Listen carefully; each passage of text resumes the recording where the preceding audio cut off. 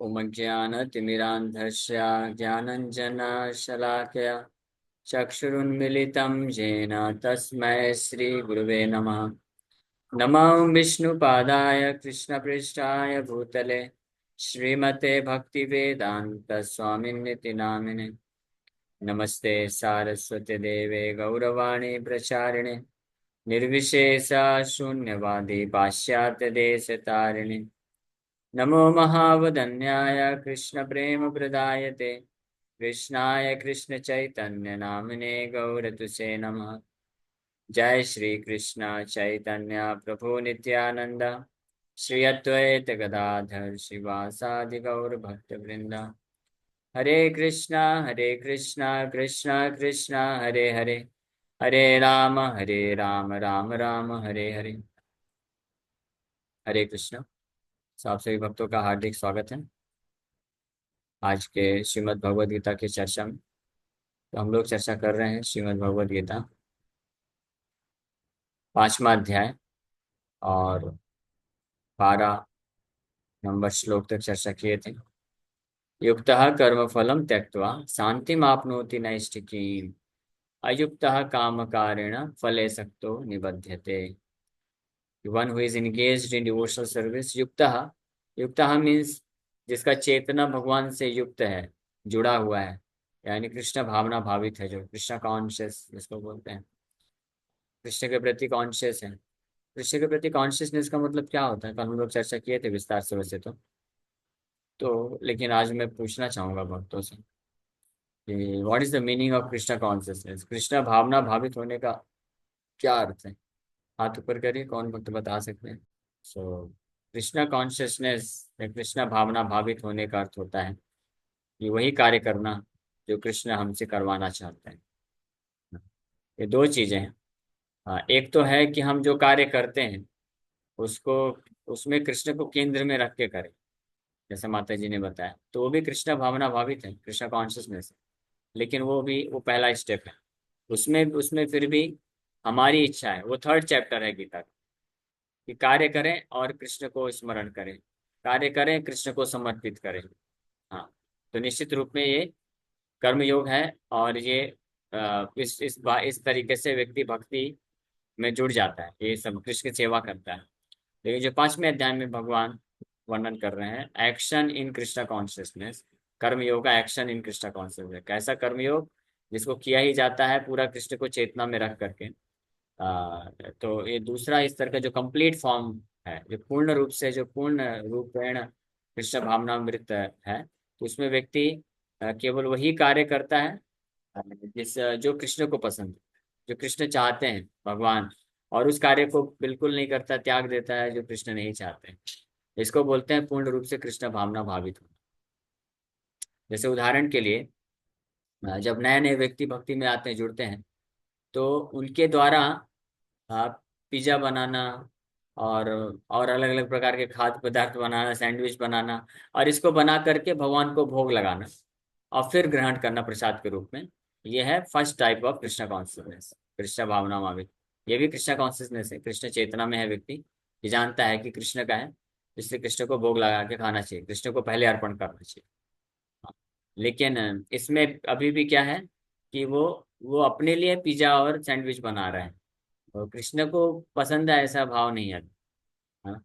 लेकिन जब कोई भक्त कृष्ण क्या पसंद करते हैं वो बना के उनको खिलाता है और फिर बचा हुआ प्रसाद के रूप में अपने ग्रहण करता है, तो वो पूर्ण कृष्ण भावना भावित होता है। तो इसी प्रकार से अ, शांतिम नैष्ठिकीम, जो इस श्लोक में आया, कल हम जो चर्चा किए थे, नैष्ठिकीम शांतिम, यानी पूर्ण रूप से अनफ्लिंचिंग, ऐसी शांति जो कभी नष्ट नहीं हो सकती। वो पूरी तरह से फिर हर प्रकार के अशांति से मुक्त हो जाता है जो व्यक्ति कर्म के फल को त्याग करके पूर्ण रूप से युक्त होकर के कृष्ण के लिए करता है। तो वो समस्त आसक्तियों को त्याग देता है। वो ऐसे कोई भी कार्य नहीं करना चाहता है जिससे भगवान अप्रसन्न हो जाएंगे या भगवान नहीं चाहते हैं। और वहीं दूसरी ओर जो व्यक्ति अयुक्ता है, कृष्ण भावना भावित नहीं है, तो निश्चित रूप में वही कार्य करेगा जो उसके काम कारेण, और उस कार्य को करके उसके फल को भोगने का प्रयास के लिए ही कार्य करेगा, और इस प्रकार से वो उस बंधन में फंस जाता है। ये कल के श्लोक में वो चर्चा की। अब आगे भगवान वर्णन कर रहे हैं।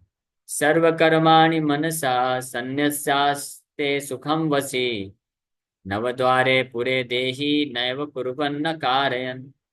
इस प्रकार से जो पूर्ण रूप से कृष्ण भावना भावित व्यक्ति होता है, यानी वो अपने शरीर कायेन मनसा वाचा, 11 नंबर श्लोक में बताया गया, कायेन मनसा बुद्ध्या केवलैरिंद्रियैरपि योगिनः कर्म कुर्वन्ति संगम त्यक्त्वा आत्मसुत है। तो अब इस आगे इसी को वर्णन कर रहे हैं कि सर्व कर्माणि मनसा संन्यास्ते सुखम वसी, नवद्वारे पुरे देहि नैव कुर्वन्न कार्य। When the embodied living being controls his nature and mentally renounces all actions, he resides happily in the city of nine gates, the material body, neither working nor causing work to be done. जब इस प्रकार से कोई पूर्ण रूपेण कृष्ण भावना भावित व्यक्ति होता है, तो वो सर्व कर्माणि मनसा संन्यासते, वो सारे कर्म को मानसिक रूप से विरक्त हो जाता है, उससे अलग हो जाता है। हाँ, और वो वास्तव में करता नहीं है। करता हुआ प्रतीत होता है, शरीर इंद्रियों के द्वारा कार्य करता है, लेकिन वास्तव में करता नहीं है, क्योंकि उसको यहाँ पे कर्माणी जो है रेफर करता है फ्रूटिव एक्टिविटीज, यानी कार्य को करके उसके फल को भोगने की जो इच्छा है, तो उस प्रकार के सारे समस्त कार्यों को त्याग देता है। तो ऐसा ऐसा व्यक्ति फिर जो है ही है resides happily in the city of nine gates. Material body, भौतिक शरीर में 9 छिद्र हैं, तो उसको भौतिक शरीर को नगर की तरह कंपेयर किया गया, शहर की तरह। तो इस शहर में 9 गेट रखने वाले शहर में रहने वाला व्यक्ति बड़े आराम से बिंदास होकर के वहाँ पे निवास करता है आत्मा, उसको कोई कष्ट नहीं होता है, वो सुखी पूर्वक रहता है। यानी फंक्शन चलता रहता है, आना जाना सब कार्य होता रहता है, लेकिन वो उससे प्रभावित नहीं होता है। तो ऐसा व्यक्ति ना तो खुद कार्य कर रहा है, ना किसी को कार्य करने के लिए प्रेरित करता है, और पूर्ण रूप से वो मुक्त मुक्तावस्था में रहता है। तो सर्व कर्माणि मनसा, मन से सारे कार्यों को त्याग देता है। संन्यास, संन्यास मतलब one who renounces, giving up, छोड़ देता है। शरीर से करता हुआ प्रतीत हो सकता है। तो कहने का मतलब ये है कि अगर इसका मतलब ये नहीं है कि वो कुछ कार्य नहीं करता है, मन से त्याग देता है। मतलब वो कार्य करेगा तो केवल अगर कृष्ण के लिए जरूरी है, तो कृष्ण की सेवा के लिए जरूरी है, तो उस प्रकार के कार्य को करता है, खुद के लिए नहीं करता है, ये कहने का आशय है। तो इस प्रकार की चेतना में रहने वाला व्यक्ति सुखम वसी, वो सुख पूर्वक निवास करता है, ऐसा जीवात्मा। और कृष्ण श्लोक में बताया गया नैष्ठिकीम शांति, निष्ठा निष्ठित शांति, पूर्ण रूप से प्रतिष्ठित शांति को प्राप्त करता है। और इस श्लोक में बताया गया कि ऐसे कार्य करने से वो वास्तव में असली सुख को प्राप्त करता है। So the embodied soul lives in the city of nine gates. The activities of the body or the figurative city of body are conducted automatically by its particular modes of nature.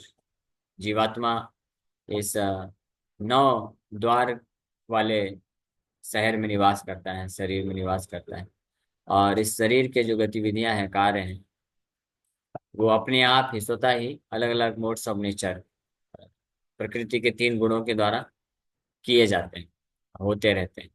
हाँ, जैसे खाना है, तो प्रकृति के 3 गुणों के प्रभाव से जैसा शरीर है, उस हिसाब से कभी भूख लगेगा तो वो खा लेगा, भगवान को भोग लगा के प्रसाद खा लेगा। यानी खाने के लिए उसको लालसा नहीं है, लेकिन शरीर को चलाना है, इसलिए वो खा लेता है। तो इस प्रकार से वो वास्तव में खाता नहीं, वो खा रहा है लेकिन खाता नहीं। हाँ, और इसी प्रकार से अन्य प्रकार के जो इंद्र तृप्ति के साधन है, वो हर प्रकार के इंद्र तृप्ति के साधन शरीर के जरूरत के हिसाब से अपने आप हो जाता है, लेकिन वो उसको चाहता नहीं है करने के लिए। जैसे एक उदाहरण आता है, जब ब्रज की एक लीला है, श्रीमती राधा रानी अपनी सखियों के साथ वृंदावन से मथुरा उनको जाना है, माखन और उन दूध के जो प्रोडक्ट है उसको बेचने के लिए। तो यमुना क्रॉस करना था, यमुना क्रॉस, कृष्ण यमुना के इस पार है, तो वो उपाय ढूंढ रहे थे क्या करे, कैसे क्रॉस करें। तो भगवान कृष्ण बोले, आप यमुना को बोलो कि अगर कृष्ण नैष्ठिक ब्रह्मचारी है तो रास्ता दे दें। तो जाके उन्होंने बोला, और इमीडिएटली यमुना जो है रास्ता दे देती है और सब क्रॉस कर जाते हैं। नदी क्रॉस करने के पश्चात जब अगले ओर पहुंचे तो वहां पे दुर्वासा ऋषि थे। उनको बहुत अच्छा अच्छा फीस्ट बना के खिलाया। वो फीस्ट खाए अच्छे से, प्रसाद पाए, अलग अलग प्रकार के आइटम। फिर अब रिटर्न आना था, तो रिटर्न आने के लिए दुर्वासा मुनि उनको बोले कि आप यमुना को बोलो कि दुर्वासा ऋषि जो है नित्य व्रती हैं, नित्य रूप से वो व्रत करते हैं। हाँ, हमेशा फास्टिंग करते रहते हैं, ऐसा बोलो। कृष्ण को बोले नित्य ब्रह्मचारी, और वो बोलो तो आपको रास्ता मिल जाएगा, मिल गया। अब दुर्वासा ऋषि बोले नित्य नित्य व्रती, नित्य व्रत। जैसे बोले रास्ता मिल गया और क्रॉस कर गए। तो उनको समझ में नहीं ऐसा कैसे हो गया। तो बाद में पता बताया गया। तो है तो इसमें ये है कि दुर्वासा ऋषि खाए, खूब खाए फीस्ट, लेकिन मन से नहीं खाए। ये सोच के नहीं खाए कि इसको खा करके मुझे सुख मिलेगा, या खाने की लालसा से नहीं खाए। As a matter of service, सेवा करने के भाव से, सेवा स्वीकार करने के भाव से खा ली। क्योंकि गृहस्थ भक्तों का धर्म होता है कि वो साधु संतों को, सन्यासियों को जो है घर में आमंत्रित करके उनको खिलाएं प्रसाद। हाँ। तो लेकिन जो साधु संत सन्यासी होते हैं उनके लिए शास्त्रों में आदेश है कि उनको कहीं भी गृहस्थों के घर में जाके नहीं खाना चाहिए। ये दो एक अलग अलग चीज है। तो किसी को लगेगा ये बड़ा विरोधाभास है यहाँ पे। तो गृहस्थों के लिए धर्म बताया गया है कि अगर वो शुद्धिकरण चाहते हैं तो उनको साधुओं को दान करना चाहिए और खिलाना चाहिए। ये गृहस्थ के धर्म है। तब उनका जो है जो घर जो रिसोर्सेज रहते हैं वो प्यूरिफाई हो जाते हैं, वो भक्ति में एडवांसमेंट करते हैं। लेकिन साधुओं के लिए बताया गया है कि उनको गृहस्थों के यहाँ जाके नहीं खाना चाहिए, क्योंकि उनको फिर उनके जो है पाप लेना पड़ेगा ये, और चेतना भी आती है। इसलिए कई साधु संत होते हैं वो बड़े स्ट्रिक्टली केवल स्वपाकी होते हैं। स्वपाकी मतलब अपने हाथ से ही बना के खाते हैं, कहीं नहीं खाते हैं, किसी का नहीं खाते हैं। कुछ तो इतने स्ट्रिक्ट होते हैं कि ब्राह्मण और वैष्णवों के घर में भी नहीं खाते। ऐसे ही एक नवदीप में लीला आती है, उसमें नहीं जाएंगे ज्यादा, लेकिन जस्ट बता देते हैं। श्री जगन्नाथ मिश्रा, श्री चैतन्य महाप्रभु निमाई के पिताजी, उनके घर में एक बार एक ब्राह्मण आया। वो अपने साथ गोपाल जी को लेके चलता था। तो ब्राह्मण का यही नियम था, स्वपाकी। वो किसी भी के यहाँ नहीं जाता था। ब्राह्मण किसी ब्राह्मण के घर में जाएगा और उनके यहाँ खुद कुकिंग करेगा, भगवान को भोग लगाएगा और खाएगा। ऐसा उसका नियम था। कुछ लोग इतना भी स्ट्रिक्ट होते हैं। तो जो जितना स्ट्रिक्ट होते हैं उतना लाभ होता है। तो इसमें विरोधाभास नहीं है, क्योंकि अगर कोई ऐसा साधु है, संत है, सन्यासी है, तो ऐसे प्रसाद को ग्रहण करता है, लेकिन as a matter of duty, सेवा के रूप में, कि सेवा स्वीकार करने के लिए, मन से ऐसा लालसा नहीं है कि बहुत अच्छा अच्छा भोग मिलेगा खाने के लिए। तो फिर वो जो है वास्तव में नित्यव्रती है। उसको फिर उस वही फल मिलता है जैसे कि वो नहीं खाया। तो दुर्वासा मुनि भी इसी प्रकार से वहां पे बताया गया कि वो नित्यव्रती है, क्योंकि बस सेवा स्वीकार करने के भाव से उन्होंने स्वीकार कर लिया, खा लिया वास्तव में, लेकिन वो खाए नहीं, लालसा नहीं थी उनकी। तो उसी प्रकार से नवदेव शरीरी, जो युक्त है, पूर्ण रूप से कृष्ण भावना भावित व्यक्ति है, तो शरीर में रहते हुए, संसार में रहते हुए इस प्रकार से कार्य करता है, भौतिक कार्य कर्तव्य करता है कि वास्तव में उसका इच्छा नहीं है, वो करना नहीं चाहता है। वो यही यानी उसको करके उसको कुछ प्राप्त नहीं करना है, लालसा नहीं है। लेकिन जस्ट संसार में रहने के कारण शरीर को चलाने के लिए कुछ कार्य करने पड़ते हैं, इसलिए करता है। समय समय पे कभी खाना होता है, कभी सोना होता है, हाँ, और कभी जो अन्य प्रकार के भौतिक कार्य हैं उनको करना होता है। तो इसलिए वो बस कर देता है, उसमें ज्यादा फंसता नहीं। तो वो ही इस संसार में सुखी पूर्वक रह सकता है।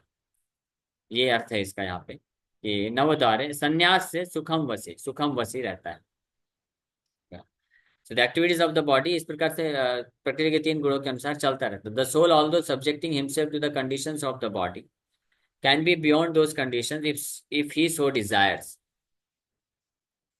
भौतिक प्रकृति के गुणों में जो फंसा हुआ जीवात्मा है, वो चाहे तो इस भौतिक जगत में रहते हुए जीवन मुक्ता सा उच्चते, वो मुक्त हो सकता है अगर वो इच्छा करे तो। Owing only to forgetfulness of his superior nature, he identifies with the material body and therefore suffers.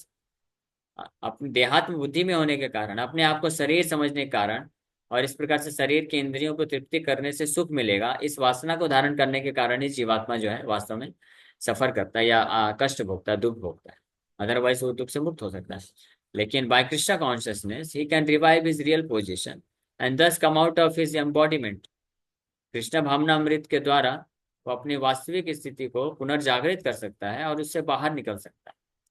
Therefore, when one takes to Krishna consciousness, one at once becomes completely aloof from bodily activities. इसलिए जब कोई कृष्ण भावनामृत को स्वीकार करता है, वो तुरंत जो है भौतिक बंधन से मुक्त हो जाता है। In such a controlled life, in which his deliberations are changed, he lives happily within the city of nine gates. The nine gates are mentioned as follows. नवद्वारे पुरे देहि हमसो लेलायते बहि वसी सर्वस्य लोकस्य स्थावरस्य चरस्य च. The Supreme Personality of Godhead, who is living within the body of a living entity, is the controller of all living entities all over the universe. The body consists of nine gates: two eyes, two nostrils, two ears, one mouth, the anus, and the genitals. The living entity in his conditioned state identifies himself with the body, but when he identifies himself with the Lord within himself, he becomes just as free as the Lord even while in the body. ये श्वेताश्वतर उपनिषद का ये श्लोक है, जिसमें बताया गया है कि जिस प्रकार से भगवान, परम भगवान परमात्मा के रूप में इसी शरीर के अंदर रहते हैं, लेकिन इस शरीर में रहते हुए भी शरीर के गतिविधियों से प्रभावित नहीं होते हैं। शरीर की गतिविधि चलती रहती है। प्रभावित कौन होता है? जीवात्मा होता है, क्योंकि जीवात्मा मिस आइडेंटिफाई करता है अपने आप को। इस शरीर से इतना ज्यादा पहचान करता है, इस चेतना में इतना ज्यादा घुस जाता है कि उसको लगता है कि शरीर के जो द्वार हैं, ये गेट्स हैं, या शरीर की जो इंद्रियां हैं, इसको संतुष्ट करने से इसको सुख मिल जाएगा। इसलिए केवल वो अशांत, उसका मन हमेशा बना रहता है और इसलिए दुखी रहता है। लेकिन अगर जीवात्मा भी अपनी वास्तविक स्थिति को पहचान ले और इस शरीर के अंदर उसी भांति रहे जैसे परमात्मा रहते हैं, कि कोई फर्क नहीं पड़ता है, यानी वो फिर ऐसा व्यक्ति जो होगा वो इंद्रियों को संतुष्ट करके सुख प्राप्त करने की इच्छा से इंद्रिय तृप्ति नहीं करेगा फिर। हाँ, वो आध्यात्मिक स्तर पे ही पूर्ण रूप से कार्य करने में लगा रहेगा। जो सेल्फ रियलाइज आत्म साक्षात्कार प्राप्त व्यक्ति होते हैं, उनके लक्षण ऐसे ही होते हैं। वो बाहरी रूप से दिखने में ऐसे ही लगते हैं कि वो खा रहे हैं, पी रहे हैं, सो रहे हैं, चल रहे हैं, नहा रहे हैं, ये सब एक्टिविटी करते हुए दिखेंगे, लेकिन उनका चेतना वहां पे है ही नहीं। इसका प्रमाण क्या है? इसका प्रमाण ये है कि जब इस प्रकार के भौतिक कार्यों को करते वक्त वो इंद्रियों का इस्तेमाल करने के समय में अगर कुछ परिवर्तन आ जाता है तो उनको कोई कोई फर्क नहीं पड़ता है, भ्रमित नहीं होते। जैसे प्रभुपाद जी अमेरिका में न्यू द्वारका, लॉस एंजलिस में बहुत सुंदर मंदिर बना है। वहाँ पे श्री श्री रुक्मिणी द्वारकाधीश मंदिर है, रुक्मिणी द्वारकाधीश है। तो वहाँ शिष्यों ने बहुत सुंदर मंदिर बनाया। प्रभुपाद जी का बहुत सुंदर क्वार्टर बना है वहाँ पे प्रभुपाद जी, और मंदिर के सामने बहुत अच्छा गार्डन है, सब कुछ है, इतना ऐश्वर्य है।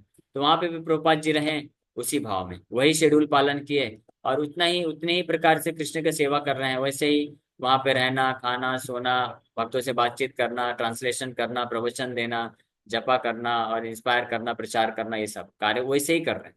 और वहीं प्रभुपाद जी जब भारत आए तो मायापुर में जब सबसे लैंड लिया गया, तो अभी कुछ जमीन बस है, कुछ नहीं है। तो वहाँ पे शिष्यों ने प्रभुपाद जी के रहने के लिए एक छोटा सा हट बना दिया, बस झोपड़ी बनाए घास फूस का। तो उस झोपड़ी में भी प्रभुपाद जी रह के उसी भाव में, उसी तरह से रह रहे हैं, विराजमान कर रहे थे वहीं पे रहना, सोना, खाना पीना, भक्तों से बातचीत करना और जपा करना, ट्रांसलेशन करना, उसी तरह से कोई परिवर्तन नहीं आया, डिस्टर्ब नहीं हुआ, है ना। जो भौतिक चेतना में व्यक्ति होते हैं, जब वो एक एक परिस्थिति से निकल के दूसरे परिस्थिति में जाते हैं तो एडजस्ट नहीं कर पाते। स्पेशली अगर कोई बहुत धनी है, ऐश्वर्य में जीवन व्यतीत किया, तो अगर अचानक से गरीबी आ जाए या ऐसी स्थिति में जाना पड़े जहाँ पे संसाधन नहीं है, तो बहुत विचलित हो जाता है, भ्रमित हो जाता है, कष्ट अनुभव करता है। और जो बड़ी गरीबी में रहा हो, संसाधन नहीं थे, और उसको अगर ऐश्वर्य में जीवन मिल जाए तो बहुत ज्यादा जो है बहुत ज्यादा प्रसन्नचित हो जाता है, आनंद सुख को ऐसा महसूस करता है। तो ये भौतिक देहात बुद्धि में रहने वाले व्यक्ति के लक्षण होते हैं। लेकिन जो जीवात्मा इस प्रकार से पूर्ण रूप से कृष्ण भावना भावित हो जाते हैं, उनको फर्क नहीं पड़ता है इस प्रकार के परिवर्तन होने से। वो शरीर को जस्ट साधन के रूप में इस्तेमाल करते हैं, उनकी चेतना जो है कृष्ण के सेवा में, स्मरण में लगी रहती है। Therefore a Krishna conscious person is free from both the outer and inner activities of the material body. शरीर के बाहरी और आंतरिक कार्यों से वो जो है व्यक्ति, ऐसा व्यक्ति कृष्ण भावना व्यक्ति जो होता है वो पूर्ण रूप से मुक्त होता है। शरीर के बाहरी मतलब इंद्रियों का इस्तेमाल करना, और शरीर का अंदर, अंदर वैसे अंदर के भी सेंसेस हैं, ऑर्गन्स हैं, लेकिन अंदर मतलब सूक्ष्म जो शरीर है, मन बुद्धि। तो मन बुद्धि से भी फर्क नहीं पड़ता है। मन कभी अच्छा लगेगा तो भी वो क्या करेगा, वो जपा करेगा, प्रचार करेगा, कृष्ण का सेवा करेगा, यही कार्य में लगा रहता है। मन अगर कभी अच्छा नहीं हुआ, कोई कुछ बोल देता है, डिस्टर्ब हो गया, तब भी वो इस कार्य में लगा रहता है, उसको फर्क नहीं पड़ता है। ओके, तो इसी के साथ यहीं पे विराम करते हैं। Thank you very much. किसी भक्त का कोई प्रश्न है तो पूछ सकते हैं। हरे कृष्ण। यस, अर्चना माता जी।